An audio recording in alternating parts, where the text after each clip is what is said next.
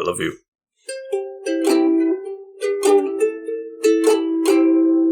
Once upon a midnight dreary, the Couch Potatoes returned for a long-awaited and very exciting episode of the James Bond playlist. Lazenby. I am the Green Traveler from Gorsh. I am the Faceless Leon. Yes, welcome back. It is a special return. We were just so excited about this playlist that we shelved it for maybe more than a year. I didn't actually check. Yeah, it's been a while. It's definitely been a while.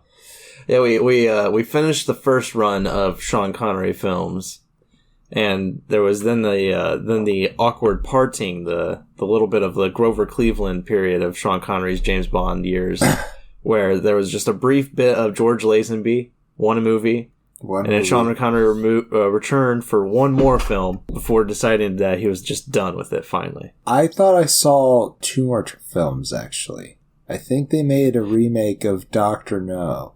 Dr. No, wasn't that the first one? That was the first one. They redid the story of Dr. No. I swear I just saw this just the other day on Amazon. Pulling it up. No, he only comes back for one. Diamonds Are Forever, and then it's Roger Moore's Live and Let Die. Yeah. Even if they had remade the first one, I don't know if I'd really want to watch Dr. No again. No, Doctor. We wouldn't want to do that. Okay, well, let's just scratch all that, pretend like I didn't say that, and go. No, we're keeping it in.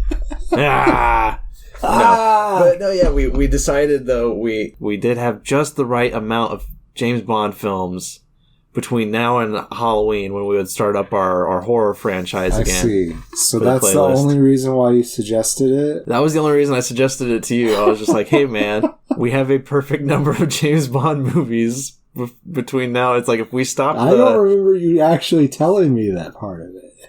It was in the message that I sent you. I was just like, hey, yeah.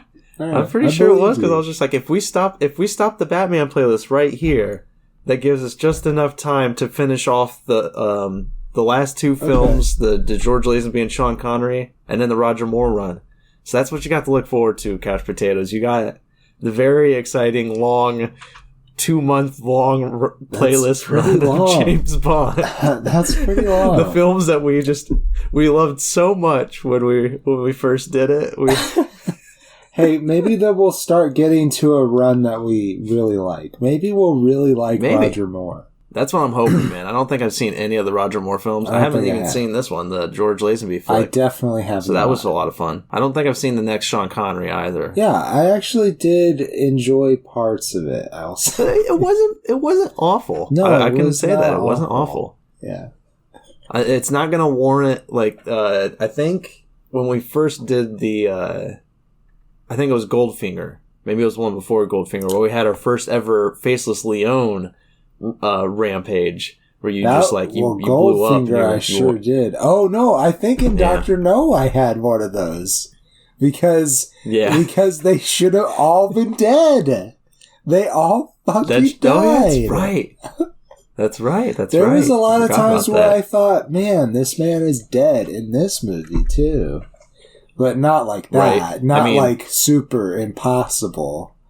It was still... He is lucky about that avalanche, let's be honest. Oh, yeah. He died several times in that avalanche. I mean, you can get buried in an avalanche. It's totally possible. Yes. It is possible. I believe it's within the first 15 minutes of getting buried, if you are discovered and recovered, or pulled out of it, you have a good chance of surviving with little to no issues. Maybe some frostbite. Right. But, you'll take some frostbite over death, Oh, 100%. So, I don't need all these digits. I believe it's after 15 minutes, though, and buried in an avalanche, when it just becomes like a crazy, what is that word? A curve that goes up like that. I'm curve? To Blake. Exponential? It's not a bell. Exponential, thank you. Okay. Yeah, your chances of survival will become exponentially worse. After 15 minutes. Jesus. I feel like I got a lot of body heat and, I don't know. I feel like all that snow, it would be more, I feel like that at first, at least, it'd be more warm than cold. And then because of just all the weight, like just the pressure. Right. But maybe I'm wrong. I don't know, man. I'm sure I would not like it in my face. I just know I like researched this long ago when it happened in Archer, where they got buried by an avalanche in Archer, like twice, I think. And I was just like, all right, what are the actual chances of survival? And I just remembered seeing that it's just like after 15 minutes, that's a guess, by the way. I don't remember what the exact period is. Oh, gotcha. But after I think 15 minutes, though, it just becomes exponentially worse chance of survival. Like, you were just very unlikely to live. Thank you very much for explaining the thesis of your joke. I'm sorry. I don't even remember my joke now. I was just saying, like, you're just saying Bond gets buried in a fucking avalanche in this, and it's just like, huh. I think he is recovered immediately, though. I'm not sure. and then he's still lucky as shit. There's a dog. There's a Saint Bernard that helps him, and gives him some kisses or something, and he's like, "Oh, stop that! Give me the brandy." This is not like the end of the movie. Yeah, I guess we should dive in because the behind the scenes is Sean Connery retired. I don't remember why. Maybe he was just tired of doing the films. Maybe he was having issues. Right. I don't remember. Probably wanted to do something else. I didn't research that part. What I did research was why George Lazenby got the part, because there's a lot of people wanting to get the role. And apparently, in his audition, he accidentally punched the guy he was auditioning with. And whoever was like the casting director or Peter Hunt, the director himself, was just like, yeah, that's the man I want. The guy who doesn't He's got a lot of energy. How to act fight, that's the one I want. That's the one. He's got a lot of spunk. I like it. He just like wheeled off and punched this guy. That's great. And Peter Hunt, the director, has been a long-time editor for this franchise. He's edited the last couple movies. And what happens when you give an editor the director reins is that they go to fucking town in the editing room. Which is to say that nearly every single one of these action scenes has like a cut per every 2 seconds or so. Like it's really fast cuts. Kind of disorienting. You know what I really feel like happened? With my perspective, what I thought was going on, because I didn't even realize that the editor became a director. But I thought that they did the thing where they filmed all the stunts beforehand, and then the director decided, I want to film in this really high quality film. And so when they made the story shots that led up to the action shots, when it cuts into that, it's less quality film. That's what it seems like to me. I don't know if it seemed that way to you. No, I think the only reason it felt like less quality is because there's multiple cuts. You can't take any time to enjoy what's being captured because they're just cutting to the next action shot. And it's ridiculous. Like, you get lost, you get confused, and you're just like, fuck it, I don't know who's fighting who. All I know is that at the end, Bond is most likely gonna be okay. Yeah. Like, I do kind of enjoy the difference between Connery and Lazenby's style of fighting. Right. Yeah. I don't know what it is. I'm trying to think of Sean Connery fighting. It's a lot smoother. And so I feel like I don't notice it as much. But like Lazenby, like he really throws some punches. Like, he's a bit like a bear. Like he puts his whole weight into it. Yeah, a little bit. Yeah, he tosses some people too. Like he's Australian, by the way. I don't know if we mentioned that. Yeah, go Australia. Yeah, we went from a Scottish gentleman to an Australian. Yep, England's greatest spy. We'll see who's next. Yeah. It's fabulous, man. So, an original script, it was supposed to be that Bond underwent surgery so that Blofeld wouldn't recognize him anymore. That was what they were going to do. Then they just decided to scrap all of that, let it be vague, not even mention it, except for one time when George Lazenby, at the very beginning, he's driving down the road, and he gets passed by this woman going way too fast. And then when he catches up to her, she breaks at a beach. And then she goes out, and I guess she's like going to commit suicide or something. She's just walking fully clothed into the ocean, and she seems delirious. And Bond like gets out of his car and he runs, and he grabs her before she can like drown or something, and brings her back to shore. And that's when he gets attacked by Spectre dudes. Yeah, Spectre being the organization that he was fighting in the last movie, and I think a couple movies before that. Several movies now. Yeah, it's the big like arch nemesis to MI6 or whatever the fuck Bond is. MI6, you're right. Okay, good. I was like, I don't even remember anymore. I'm just winging it at this point with his background. The internet will stone us if we're wrong. But the funny thing though is he fights. That's when he get his first fight sequence. He's beating the crap out of these Spectre guys, and the girl runs off. She steals his car, I think. And he's just like, well, what the fuck? And he looks at the camera. He looks directly into the camera, and he's just like, this never happened to the other guy. Yeah, I know. That was it. That was the only reference. And then they're like, fuck it. Now he's Bond. Yeah, I was like, okay. All right. This is going to be one of those movies. But it actually really wasn't. Right. I thought it was going to be, like, super meta about it, but that was the only, like, super meta thing. But you're saying in the original script Bond was going to have plastic surgery? Yeah, Bond and I think Blofeld, too. Okay. To explain why Blofeld went from Donald Pleasance to Telly Savalas. Okay. Well, so that would have made sense, but then they would have to do it each time they recast the character, and, of course, that would be really dumb. But I never understood why they pretend to not recognize each other. Right. It bothered the shit out of me. It's fair to say that my theory is still valid, still believable, that it's just, that's just a title that's passed along to a new spy, because, like, that all that happens in this is just like, that never happened to the other guy, and it's just like, yep, that could be. It could be the next 007. True. Okay, but the whole plot of this is that Bond, I know. Yes. Bond I know. Is That's the desperate for revenge on Blofeld. Well, to at least capture him because of the narrow escape that happened in the last movie. That I don't really remember. That's the problem, is it references the old film, so it's just like, I guess my theory doesn't work perfectly. But it could be an agency vendetta. It could be like this new Bond being like, my predecessor couldn't get this guy, so I will. Gosh darn it. Oh, I love that. But yeah, he goes undercover. Well, actually, he gets kicked off the assignment first, Bond does. Yeah. M, who is still played by the one guy. Bernard Lee. Thank you. Yeah, Bernard Lee thinks he's getting too close, too personal to this assignment. He's just like, no, you're done, Bond. Fuck off. And Bond's like, no, fuck you. And so Bond goes undercover as something at a certain place where he knows Blofeld will be. It's a ski lodge. That's what I remember. There's a lot of skiing that happens. Yeah, I think that... So that's...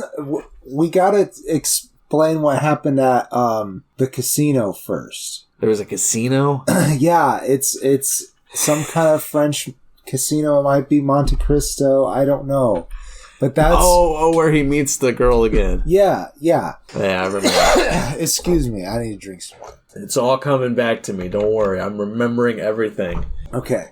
This spy film won't best me. So, Deanna Rigg plays Tracy, a countess. Her father is a count. So, James Bond goes on vacation, but he's really trying to look for clues for Bloomfield. Mm-hmm. This is while M is still mad at him, when they had their tiff. And she comes to the table, rather, that he's gambling at and bets like a shit ton of money and then loses. And she's like, oh, I don't have the money. And it was like a lot. And James is like, it's all right, I have this. When everybody was like, Countess, like, this is so... we're all embarrassed for you, but what are we supposed to do? We can't just let you leave. You're supposed to have money, dummy. Why did you come in here? Eventually, I don't know if her dad gets word of this or what, but he takes notice of James and has him come in. And James doesn't really know what to expect from this, but this guy knows everything about him. What is the character's name? While you're looking that up, I want to say that I'm happy you reminded me of this part, because this is like the one thing I hated the most. It also made me laugh the most.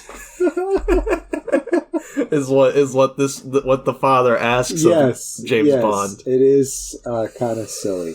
He plays the character's name is Draco, but he's some sort of count. I don't remember. Count Malfoy. Maybe he... Get it? I can't Draco remember. Malfoy. He is Draco Malfoy. Yes, that's right.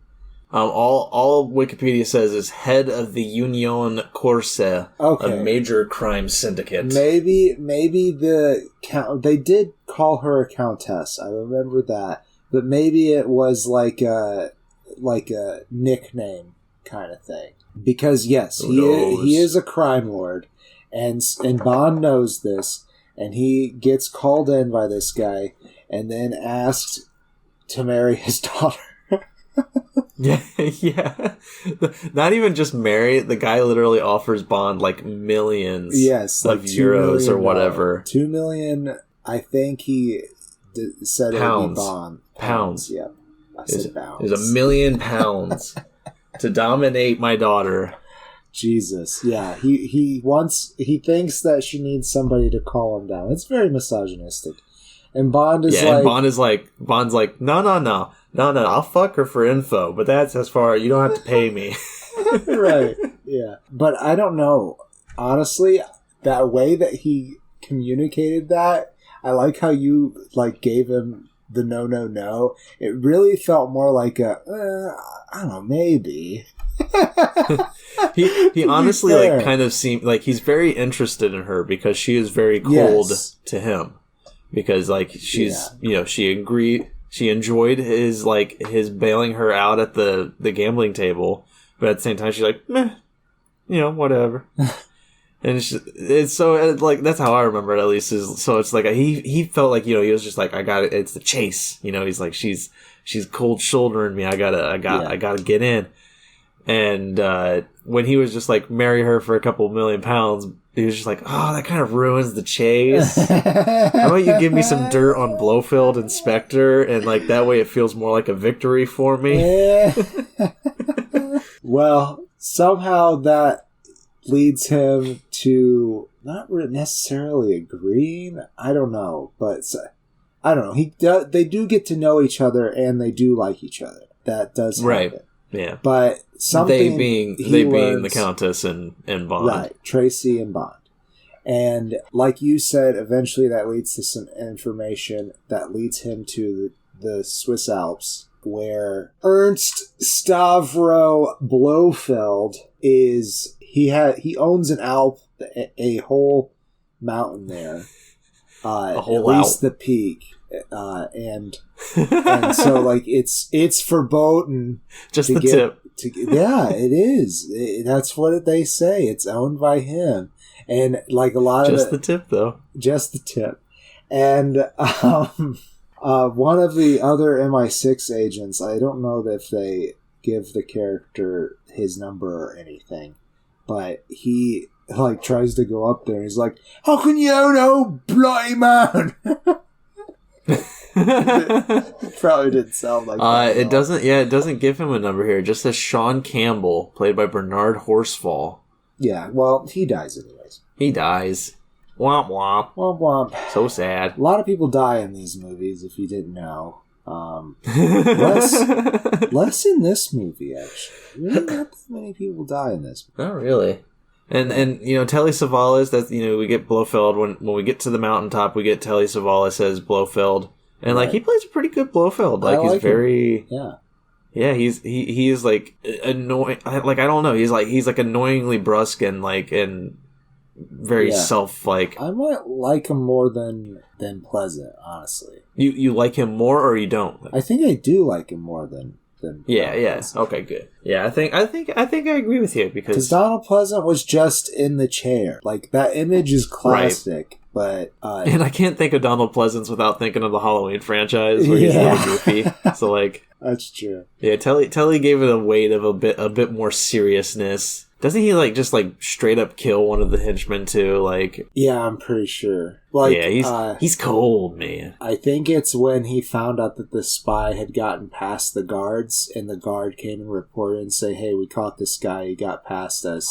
And he was like, "I think you're right. Oh, very well, good tracking him down, but you let him past you," and then he kills him. So Bond's cover to get there, though, is that he's a genealogist. Yes. I don't remember the genealogist's name. Do you? I think it was Henry something. I remember the girls calling him Henry over and over again. OBGYN. No! I don't think that's what they were calling him, but he was a doctor, not an MD, though. He has, like, he's a genealogist, as I said, and he's coming there to try to help, in quotations. I did a lot of air quotes in this episode so far, and you guys can't see them. But someday you will. He's trying to help prove that Blofeld is the new Comte Balthazar de Blauchamp.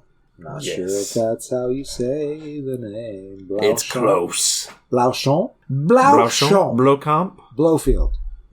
Like, I even like Blofeld's plan, too. Right. Because he's got... He's training... we said the women. He's training these women to be like a hypnotized army of spies kind of thing. Excuse me? He's curing their allergies.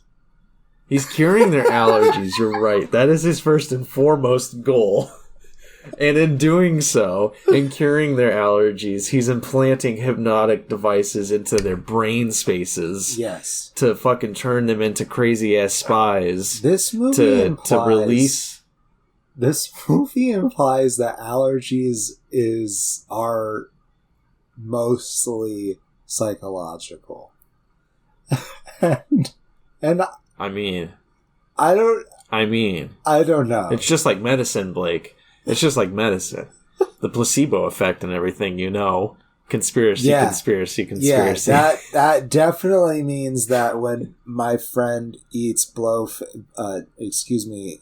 crawfish, she's not gonna blow up.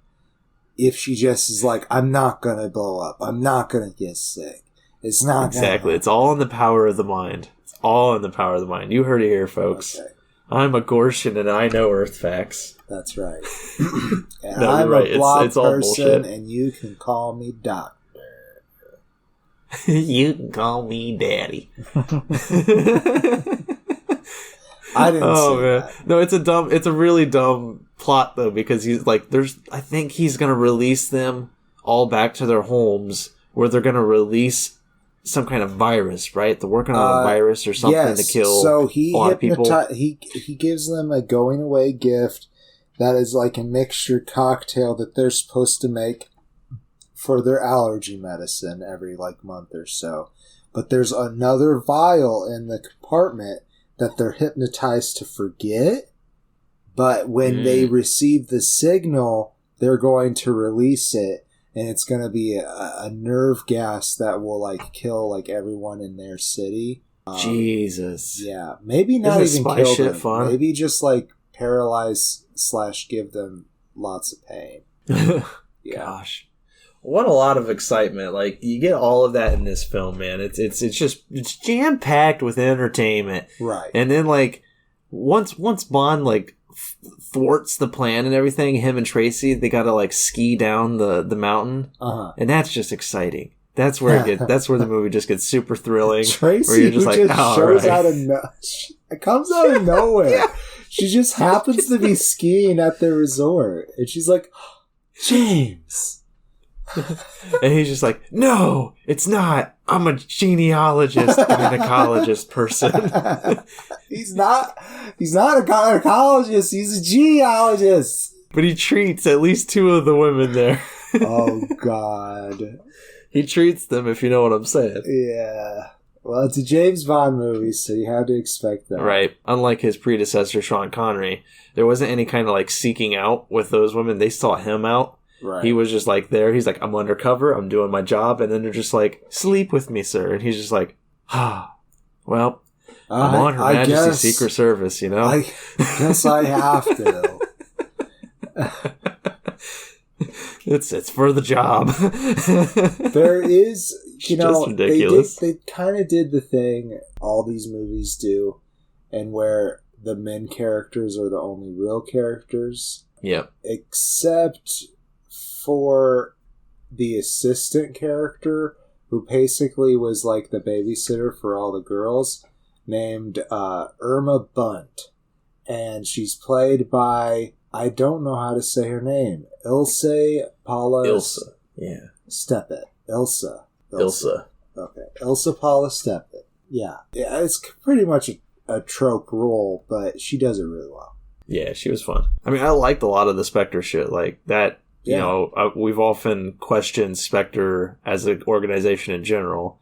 You know, it's just like, you're more likely to die by friendly fire than anything else. Like, every 100%. Single movie, somebody in Spectre kills another member of Spectre. So it's just, you know, it's just, it's a treacherous job.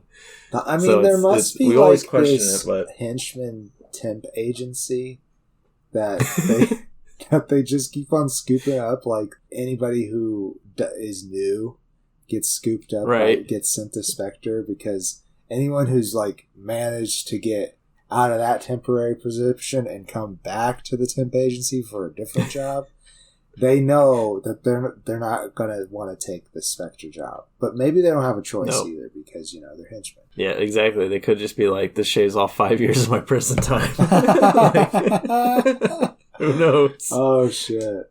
Man, who knows where they get these people? Corrupt system. It's ridiculous. But I do love the whole skiing bit. It's just hilarious. Like, it's so funny. And there's a moment where Blofeld and his henchmen shoot off a flare or like an explosive to cause the avalanche. That trope needs to die. Loud sounds like that don't go. It's got to be very extreme. It's got to shake. Like, that's a myth, I think. I'm pretty sure that's a myth. Okay, I don't know. Just like, I don't know. Hold on. Do loud sounds cause avalanches? SierraAvalancheCenter.org. I mean, we gotta take them at their word. Although it's a convenient plot device in the movies and most recently on Jeep commercials, noise does not trigger avalanches. Noise is simply not enough force unless it's extremely loud, such as an explosive going off at close range. Okay, but I don't know about their explosive. It looked more like a flare than anything else. So Mulan maybe had it right. Mulan's might still work. Secret review of I don't Mulan? know. Of one scene. We'll be getting to that though. That's that's in the future for us. Yeah.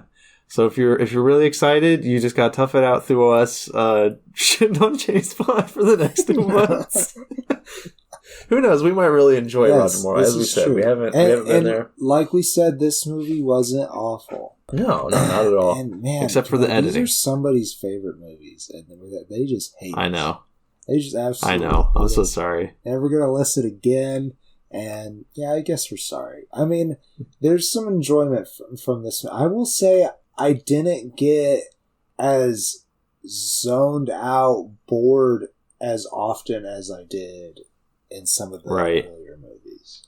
I can't remember which Sean Connery one it was. There's that one that has like the crazy gadgets like right out the gate.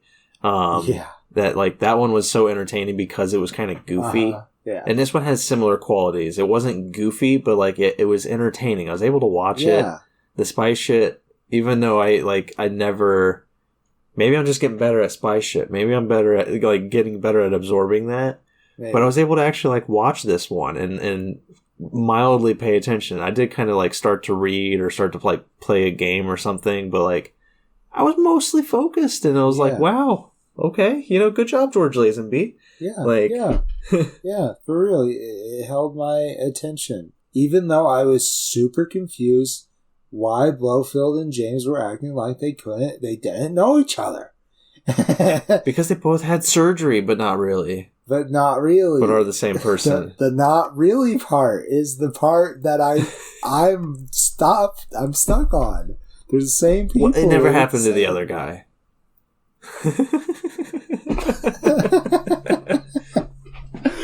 Okay. You know what? So I think we got it. We probably should do closing statements here, unless you got something more to say. But I want to say right before we stop talking about the movie, James does get married at the end of the movie, and I am excited to see how many movies that lasts.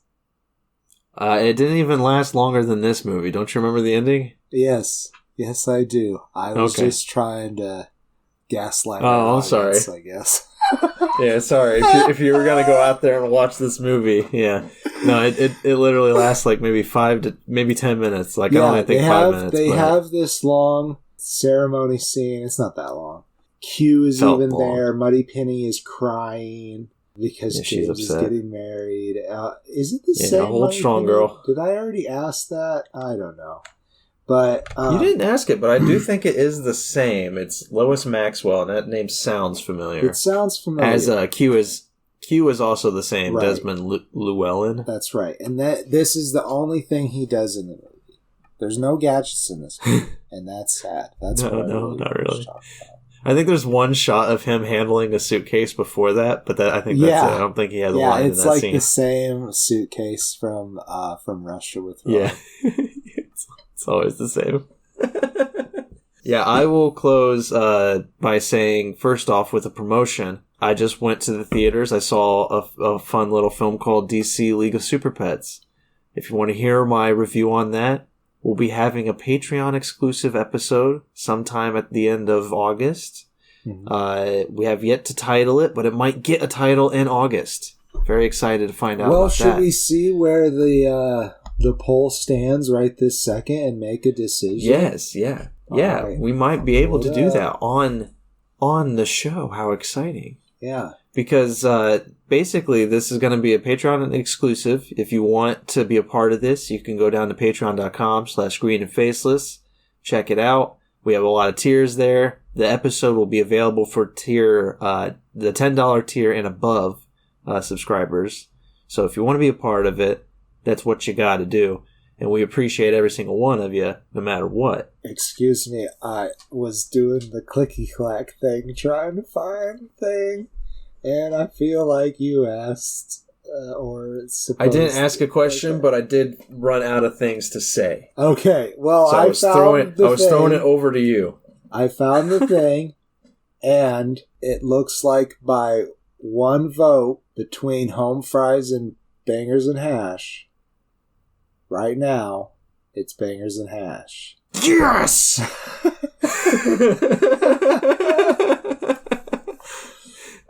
See, that was the name I was rooting for. Yeah, I kind of like that one too. So, all right. It just got a good sound to it. If you guys want to come and listen to Bangers and Hash, you could become an exclusive member. It's a new monthly show where we talk about TV shows and movies that we've been watching, just kind of a catch-up thing. Exactly. Yeah, all I was going to lead in with that was that I saw that movie, The League of Super Pets, and it was a lot more fun than On Her Majesty's Secret Service. But I still did enjoy On Her Majesty's Secret Service. There were still parts where I thought it was hilarious, even though it's just disgusting at the same time. The father being like, hey, will you marry my daughter for like £2 million? Like, huh? You know, even though it's disgusting, I was laughing so fucking hard at that. It was such a weird plot device for Bond. Like, he's just like, oh, well, I just wanted information on Blofeld, but hey, this is going my way, you know? Like, all right. Yeah. It's just so silly. But I give it 2.5 stars. It's not awful. It's not great. It's just fine. It's also, like you said, I feel like you can watch the whole movie and not be super bored like some of the other movies that... Right. I know somebody, like I said earlier, just loves these, and I do apologize to you. But I give the movie a full face. Pretty decent movie. I definitely have some problems with it, like the editing stuff. But now that I know, I feel like I can look past the whole them not knowing each other thing, because they do know each other, but they're trying to figure out what information they have, and that's kind of revealed once Blofeld is like, haha, I've got you, James. But it still took Blofeld time to find out who he was. Like, he didn't know it until Bond slept with 2 different women, and he was just like, why is this doctor sleeping around so much? Yeah, that's true. I don't know. Maybe he's an idiot. That's the cold hard truth. That's what it is. Well, yeah, I think that's been the show. Yeah. Thank you guys so much. I'm actually kind of excited to be back in the James Bond playlist. Yeah. You know, I feel like we haven't gotten a chance to just like rag on something that somebody loves so much yet. So this is true. It's always nice. And also, like, I do feel like we're better at making the show now than when we were first taking a crack at this. So hopefully we will have a lot more fun, and so will the audience. So we'll see you next Monday on the James Bond playlist. With diamonds are forever. Sean Connery's back for the last time. Thanks, guys, for joining us. I am the Green Traveler from Gorsh. And I am the Faceless Leon. Thank you so much for listening. Safe travels, and good night. Green and Faceless on the Couch is a proud production of FictionWorks 19. Are you a fan of the show? Feel free to contact us at greenandfacelessfans@gmail.com or visit our Patreon page at patreon.com/greenandfaceless. Don't forget to comment, like, and subscribe, or rate us on Apple Podcasts. Thank you so much for listening.